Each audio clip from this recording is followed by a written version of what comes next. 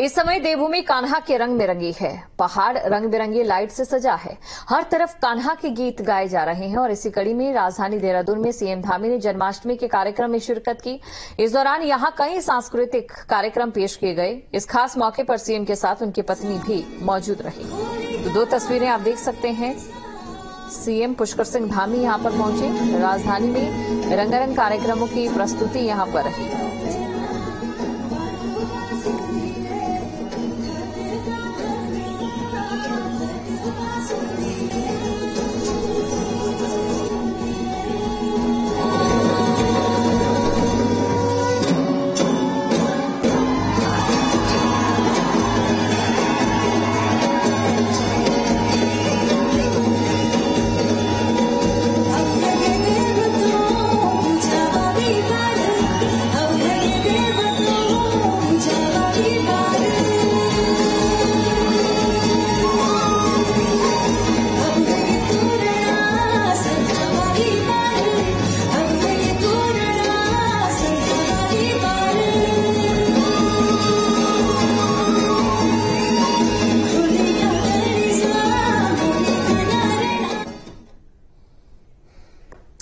इस समय देवभूमि भगवान कृष्ण के रंग में रंगी है। मंदिरों में जन सैलाब है। मंदिरों में भव्य सजावट देखते ही बन रही है। और चलिए कुछ तस्वीरें दिखाते हैं आपके स्क्रीन पर। जन्माष्टमी की अलग अलग तस्वीरें हैं जिसमें भगवान के अलग अलग मंदिरों की भव्य सजावट और श्रद्धालुओं के हुजूम को देखा जा सकता है।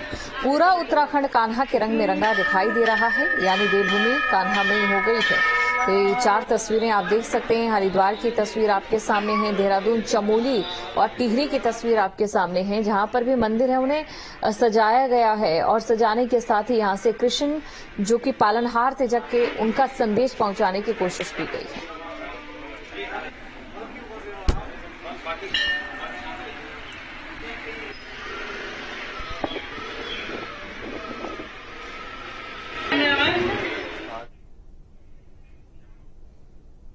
और चलिए अब आपको मंदिर में भव्य सजावट की कुछ और तस्वीरें दिखाते हैं। इन तस्वीरों को देखकर आप ये अंदाजा लगा सकते हैं कि किस तरीके से उजियारा मंदिर में हो चुका है। नैनीताल की तस्वीर आप देख सकते हैं। रुड़की और उत्तरकाशी में भी भव्य आयोजन हुए हैं। कान्हा के गाने और पारंपरिक गानों में श्रद्धालु डांस करते नजर आए हैं। तो ये 3 तस्वीरें आपके सामने। नैनीताल की तस्वीर देख सकते हैं, रुड़की की तस्वीर भी आपके सामने है और उत्तरकाशी की।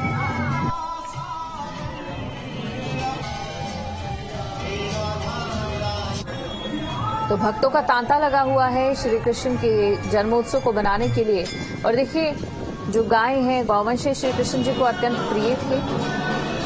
इसकी सेवा भी आज लोग करते हैं और माना यह जाता है कि जन्माष्टमी के इस पर्व पर अगर बारिश हो जाए तो काफी ज्यादा शुभ होता है। और बारिश भी हुई है भीनी भीनी। 3 तस्वीरें आपके सामने हैं। नैनीताल, रुड़की और उत्तरकाशी की तस्वीर आप देख सकते हैं जहां पर मंदिरों में लगातार भक्त यहां पर पहुंचे हैं।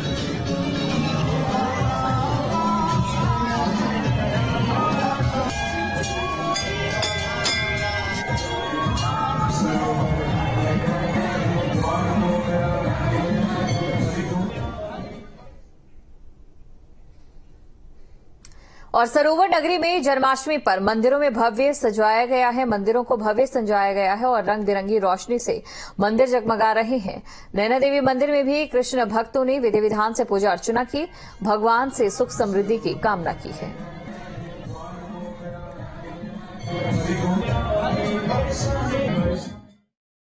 जन्माष्टमी एक ऐसा पर्व है जिसका हमें पूरे साल उत्सुकता से इंतजार रहता है।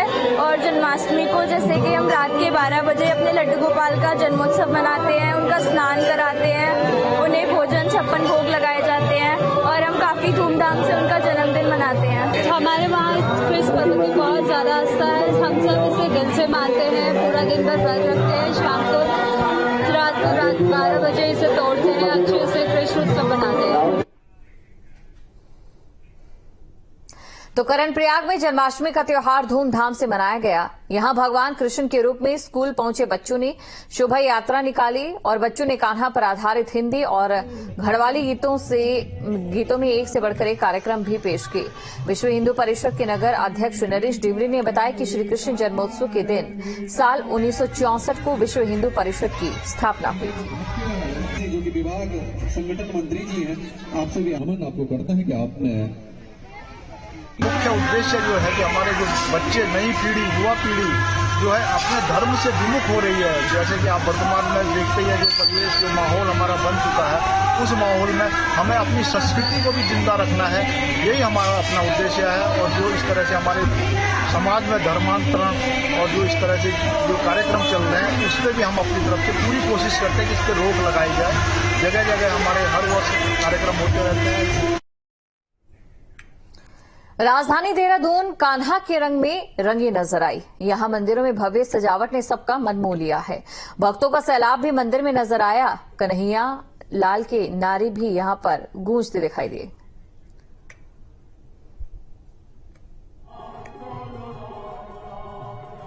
मेरा नाम श्रुति राणा। आज जन्माष्टमी है, आप मंदिर में आए पूजा पाठ करने के लिए, जन्माष्टमी मना रहे हैं। हाँ जी, ये तो है, बहुत एक्साइटमेंट सी रहती है कि हाँ कृष्णा जी है। और मतलब मन में एक वो जैसा रहता है कि यार हम लोग कृष्णा जी के पास जाएंगे, मंदिर में उनसे बातें करेंगे, उनको माखन चढ़ाएंगे। मतलब बहुत सारी चीजें होती है ना कि जन्माष्टमी है, तो एक्साइटमेंट सा ही रहता है। मुझे तो कल से ही मतलब बहुत ज्यादा एक्साइटेड हूँ कि यार कृष्णा जी है, मैं उनसे मिलूंगी, उनसे थोड़ी बहुत बातें करूंगी। सुबह पहले नहाए धोए, भक्ति की, पूजा की और उसके बाद फिर मंदिर दर्शन करने के लिए आ गए हैं। और सबके परिवारों के लिए हम सुख समृद्धि की कामना करने यहाँ पर आए हैं कि सब लोग सुखी रहें, संतुष्ट रहें और हमारे सारे भारतवर्ष की जय हो। और चमोली में बद्रीनाथ मंदिर में जन्माष्टमी के मौके पर भक्तों का हुजूम नजर आया है। यहां पर भक्तों ने भगवान के गाने गाए और स्थानीय महिलाओं ने झुमेलों और चंचाड़ी में लोक नृत्य भी किया।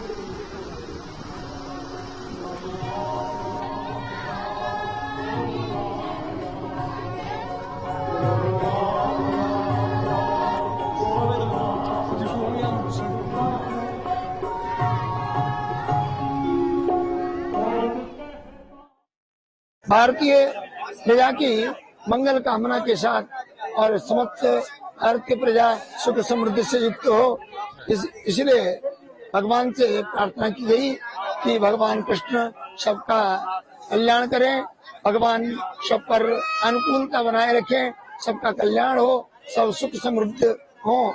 भगवान बद्रीश्वर के चरणों में बारंबार प्रार्थना करते हुए देश में कृष्ण जन्माष्टमी की धूम है। धर्मनगरी हरिद्वार के प्राचीन राधा कृष्ण मंदिर में भारी भीड़ नजर आई है। यहां कनखल के करीब 300 साल पुराने मंदिर में राधा कृष्ण का अद्भुत श्रृंगार किया गया। माना जाता है कि श्रृंगार के दौरान कृष्ण और राधा की मूर्ति अपनी भाव भंगिमाएं बदलती हैं। श्रद्धालु भी ये मानते हैं कि यहां आकर उन्हें मथुरा और वृंदावन का एहसास होता है।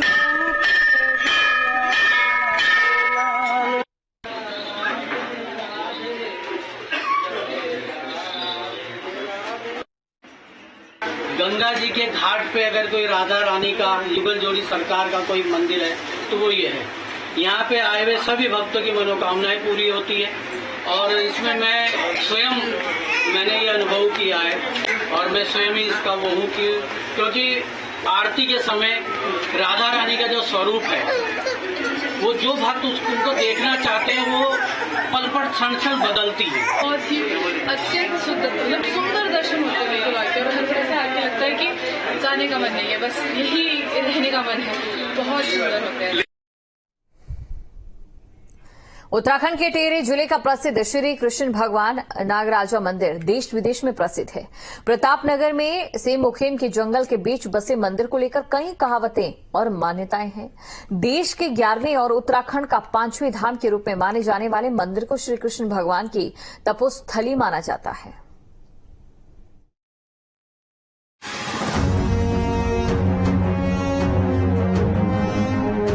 देवभूमि उत्तराखंड, जहां कण कण में देवताओं का वास है। आस्था और श्रद्धा इतनी अपार कि ना भक्त भगवान से दूर, न भगवान भक्तों से। टिहरी जिले के प्रतापनगर में सेम मुखेम के जंगल के बीच बसे एक ऐसे ही सिद्ध धाम के दर्शन आपको कराते हैं, जिसके बारे में कहा जाता है कि इस ये भगवान श्री कृष्ण का प्रसिद्ध मंदिर है, जहाँ लाखों श्रद्धालु भगवान के दर्शन करने के लिए पहुँचते हैं और मन्नतें मांगते हैं। ग्रामीण स्थानीय देवता देव डोलियों को भगवान श्री कृष्ण के दर्शन कराने के लिए ले जाती है। इस मंदिर को लेकर कई तरह की कथाएं, इनमें से एक ये है। यहाँ भगवान कृष्ण साधु के भेष में आए थे। राजा गंगू रमोला से मांगी थी 2 गज जमीन। राजा गंगू रमोला ने भगवान को नहीं दी जमीन। इससे नाराज भगवान को क्रोध आ गया। राजा की भैंस बकरी पशुओं को पत्थर बना दिया। भगवान कृष्ण ने राजा को श्राप दे दिया। कहा, तेरे परिवार का हर सदस्य भीख मांगेगा। आज भी सेम मुखेम के लोग हर साल एक बार भिक्षा मांगते हैं। यहाँ पे तो ये है कि हमारे पास जो आज तक ताम्रपत्र भी हैं और हमारे आपके स्कंद पुराण अध्याय 6 में जो केदारखंड में इसका वर्णन है कि ये द्वापर युग से जो इसकी मान्यता है। और भगवान यहाँ पे जो भी समस्त भक्तजन लोग जो भी आते हैं यहाँ पे, जैसे चर्म रोग हो गए, कुष्ठ रोग हो गए, किसी पे दोष धाम है, हलप दोष है, कल्प दोष है, नागों का दोष है। और भारतवर्ष में उत्तराखंड में जो नागाजाई के नाम से पूजा जाता है, ये काल सर्प योग निवारण हेतु होता है। श्राप और कहावत सिद्ध भी होती है कि आज भी श्री कृष्ण मंदिर के मैदान में पशुओं के पत्थर शिला बनी हुई है। इस मंदिर को लेकर दंत कथा यही खत्म नहीं होती। कहते कि भगवान कृष्ण ने राजा गंगू रमोला की पत्नी के सपने में आकर कहा कि अपने पति से हठ धर्मिता छोड़ने को कहो, नहीं तो अनर्थ हो जाए। राजा गंगू रमोला की पत्नी ने उनको समझाया। गंगू रमोला ने भगवान कृष्ण से माफी मांगी। भगवान ने राजा रानी को वरदान दिया। बे औलाद राजा रानी को पुत्र रत्न का वरदान दिया। राजा गंगू रमोला के 2 पुत्र हुए, विधौ और सिंधवा। यहाँ पर सेम नागराजा में हजारों लाखों श्रद्धालु यहाँ पर आते हैं। और जो ये पौराणिक मंदिर है, यहाँ पर श्री कृष्ण जी जब गंगू रमोला यहाँ के राजा हुआ करते थे, तो कृष्ण भगवान ने कहा था कि मुझे 9 हाथ 9 वेद जगह दे देना। तो ये जो हमारा मंदिर है वो 9 हाथ 9 वेद पे ये बना हुआ है। उत्तराखंड में श्री कृष्ण का ये प्रसिद्ध मंदिर भगवान के दर्शन के लिए देश विदेश से लोग बड़ी आस्था के साथ यहाँ पर आते हैं। टिहरी के सेम मुखेम की ऊंची चोटियों में ये श्री कृष्ण भगवान की तपस्थली है। कहते हैं कि जिन लोगों के जन्म कुंडली में काल सर्प योग होता है, वो लोग यहाँ पर चांदी के बने नाग नागिन मंदिर में चढ़ाते हैं, तो काल सर्प दोष दूर हो जाता है। ये मंदिर आश्चर्य का केंद्र। मंदिर के पास एक विशालकाय पत्थर है। इस पत्थर को देखने के लिए लोग यहाँ पहुँचते हैं। इस पत्थर की खासियत ये है कि पत्थर पर जितनी ताकत लगाओ, ये पत्थर नहीं हिलता। मात्र एक उंगली से धक्का देने पर पत्थर हिलने लगता है। वो एक आश्चर्य की बात कहूँ, यहाँ पर एक ऐसी शिला है, यदि उसको एक छोटी सी उंगली पर यदि उसको हम लोग प्रेस करें तो पूरी शिला हिलने का काम करती है। और यदि उसमें बिल्कुल अगर 100 लोग भी बिल्कुल उसमें अपना बल लगा दें तो वो शिला टस से मस नहीं होती है। तो ये आश्चर्य नहीं तो और क्या है। तो ये हमारी देवभूमि का है। यहाँ से कहते हैं बहुत ऊपर जाए तलवाला सेम से लेके और पैसे, जहाँ पे हमारी जो गंतव्य के सार कह सकते हैं कि लोगों ने अनुभव किया है। ये चमत्कारी मंदिर भक्तों की आस्था का केंद्र है। देश का 11वां और उत्तराखंड का 5वें धाम के रूप में माना जाने वाला ये मंदिर भगवान श्री कृष्ण की तपस्थली। टिहरी से अरविंद नौटियाल के साथ टीम न्यूज़ 18। और यहाँ पर रुकते हैं एक छोटे से ब्रेक के लिए।